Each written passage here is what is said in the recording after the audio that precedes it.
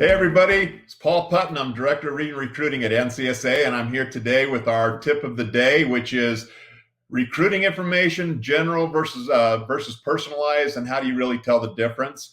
So it's always a good question. I think probably to understand the difference in the emails and the letters that you receive is to understand the timelines that are out there. So if you're looking at Division I and Division II schools, they have timelines they need to adhere to before they can start sending you actual recruiting information, personal or letters and emails and things like that. That can't happen until June 15th after your sophomore year or September 1st of your junior year, really depending on the sport. As far as D3 and NAIAs, it's pretty much open. They can start sending information out earlier. So here's the deal, man. If you start receiving, if you're a freshman, let's say 8th grade freshman year, early sophomore year, and you're receiving the general brochures and information and questionnaires from schools, that's probably a coach. And if it's come from D1 or D2 especially, that may be a coach trying to send you a signal that you've been identified.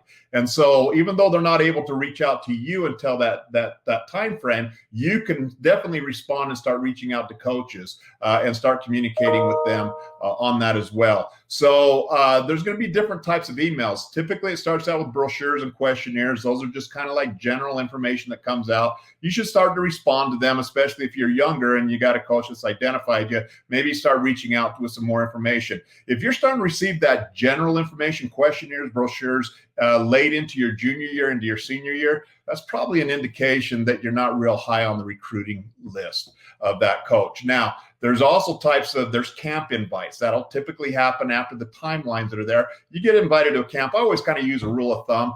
Put your thumb over your name, read the letter. And if it applies to everybody on your football team, that's probably just a general camp invite. We want you to come out. But if it's more personalized, like maybe we've seen your video and we would like to invite you to a camp so we can evaluate you in person, those are things you want to take real serious because those are higher on the mark as far as coaches start to recruit you.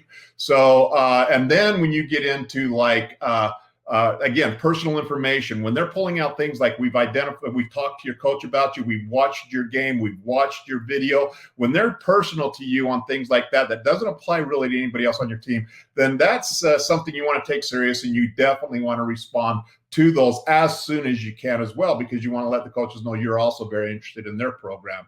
If you start looking at when you start getting the handwritten or the clip art, custom graphics that are sent to you, that means you're pretty high on that recruiting list. You may have already received an offer by then, but when coaches start going to the efforts and times of creating by putting clip art together and custom information to you, you're going to know that you're highly recruited. So again, know the timelines, know the general information, how they start coming out, start reading the letters, seeing if it applies to everybody, if it's more specific to you, kind of will give you a really good indication or a good idea. So that's our tip. If anybody needs help, please reach out to NCSA at ncsasports.org. This is all we do. We've got several hundred people that former coaches and athletes that are there to reach out or to at least answer some of the questions you might have. Good luck, everybody, and stay safe and healthy. We'll see you.